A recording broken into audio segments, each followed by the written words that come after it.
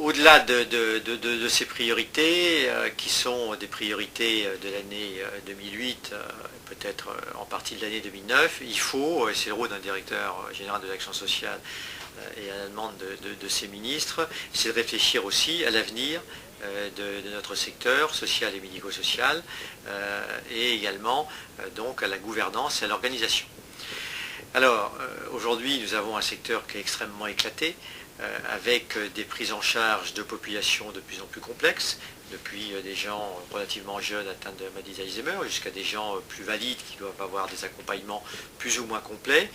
Nous souhaitons également laisser le libre choix entre le domicile, l'établissement, les substituts à des domiciles comme les logements foyers ou des structures intermédiaires comme des accueils de jour, des hébergements temporaires et également l'accueil familial qui en France n'est pas suffisamment développé et qu'on souhaiterait également renforcer. Donc on a des réponses de plus en plus parcellisées en fonction de public,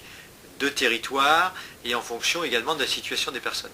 Ça c'est bien, mais il faut remettre en cohérence l'ensemble des dispositifs autour de la personne. Faire en quelque sorte ce qui était l'esprit de la loi 2002, c'est-à-dire mettre l'usager au cœur de notre action. Le groupement de coopération est une autre manière de concevoir la prise en charge des personnes âgées pour ce qui nous intéresse, c'est de partir de l'usager, de ses besoins, et de voir comment l'ensemble des partenaires, du domicile à l'établissement en allant jusqu'à l'hôpital, peuvent prendre en charge le mieux possible et en continuum les personnes âgées, avec leurs spécificités, selon d'ailleurs qu'ils soient plus ou moins accompagnés. Certains ont des aidants naturels, d'autres sont isolés. Donc il nous faut des réponses de plus en plus cohérentes, mais avec des réponses de plus en plus adaptées à ces populations. C'est la logique même de l'APA, 1,048 million bénéficiaires, dernier chiffre connu, qui est une allocation personnalisée d'autonomie. C'est-à-dire qu'on construit un plan autour de la personne âgée, comme on construit un plan autour de la personne handicapée. Donc il faut une multitude de réponses. Or aujourd'hui, et on l'a vu dans différents colloques ou congrès, encore ce matin,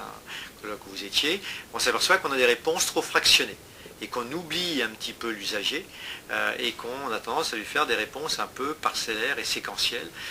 L'intérêt du groupement, c'est de mettre autour d'une table un certain nombre de partenaires qui ont un projet commun qui fait l'objet d'une convention. Cette convention donne de la lisibilité à l'action conduite et surtout s'inscrit dans la durée, puisque un groupement de coopération peut être constitué sans de durée limitée. Et donc les professionnels, grâce à ces groupements de coopération, pourront, je l'espère aussi, attirer des professionnels dans un secteur qui va être très concurrencé par d'autres secteurs d'activité avec les pénuries de main-d'œuvre qu'on risque de connaître dans les années qui viennent avec la démographie que l'on connaît. Donc il faut trouver des structures qui soient attractives, dans lesquelles on puisse faire des formations des personnels, qu'on puisse valoriser les acquis de l'expérience sous forme de diplôme, d'auxiliaire de vie sociale, d'aide-soignant, mais aussi de faire fonctionner l'ascenseur social, c'est-à-dire que les gens qui auront un diplôme de niveau 5 dans un groupement de coopération, ils pourront non seulement faire de la mobilité géographique, mais aussi de la mobilité professionnelle, et donc grimper, passer d'autres diplômes. Je pense une aide-soignante qui pourrait, dans un groupement de coopération, être infirmière, et donc à l'intérieur d'un même groupement, on peut avoir un EHPAD où il y a une infirmière, des aides-soignants et des auxiliaires de vie sociale dans une structure d'aide à domicile. Donc c'est un projet global, le groupement de coopération, prendre l'usager, lui donner l'ensemble des réponses correspondant à sa situation, attirer des professionnels, permettre la mobilité géographique de ces professionnels, la géographie dans leur métier, mais également les faire progresser dans l'exercice de leur profession. Et c'est aussi, sûrement très important, une façon de travailler dans un groupement avec des partenaires différents pour changer un peu la culture de nos métiers. Donc on attend beaucoup des groupements de coopération. Alors des groupements de coopération ne se décrètent pas, si je puis dire, bien que le décret du 6 avril 2006 les ait créés. Ils doivent s'inscrire sur un territoire où les gens ont envie de construire ensemble un projet dans l'intérêt de l'usager. Donc il faut qu'il y ait un certain nombre de partenaires qui s'engagent dans un projet commun. Et nous avons sorti récemment une circulaire pour aider financièrement les structures médico-sociales qui souhaiteraient monter des groupements de coopération.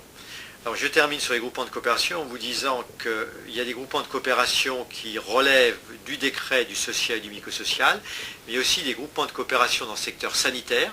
qui sont très voisins dans leur construction, puisque pour avoir des groupements qui sont largement social et médico-social avec une composante sanitaire, de l'HAD ou un hôpital, et de l'autre côté, des structures sanitaires qui sont en groupement de coopération sanitaire, qui intègrent une dimension sociale et médico-sociale avec des SIAD, avec des services d'aide à domicile, avec des HAD, avec des EHPAD, pardon. Et donc vous aurez la possibilité d'être dans un groupement de coopération sanitaire ou dans un groupement de coopération sociale et médico-sociale selon l'activité que vous exercez plus ou moins sanitaire. Et il y a un très bon exemple à Plaisir dans les Yvelines, de groupements de coopération sanitaire, regroupement, un hôpital gériatrique, des services sociaux et médico-sociaux dans l'intérêt de l'usager. Donc ces groupements commencent à se mettre en place et nous y attendons une meilleure prise en charge des usagers dans les années qui viennent, compte tenu de la démographie que je rappelle, 84 ans d'espérance de vie pour les femmes, 77 ans pour les hommes. L'année 2006 a été marquée par un pic, si je puis dire, de longévité, plus 5 mois pour les hommes, 3 mois et demi pour les femmes en un an, ce qui veut dire qu'il faut se préparer d'ores et déjà aux enjeux et à la révolution de la longévité, pour reprendre le titre d'un livre bien connu. Et il faut donc que non seulement les dispositifs se mettent en place, que les financements soient assurés, c'est les enjeux du 5e risque, et également d'une certaine façon des ARS, mais il faut aussi que notre gouvernance du secteur social et médico-social puisse évoluer avec les groupements et avec les contrats pluriannuels d'objectifs et de moyens, et également avec un autre pilotage de la masse salariale qu'on appelle le projet Dauphin, qui permet de responsabiliser les acteurs, aussi bien de l'État que le secteur associatif.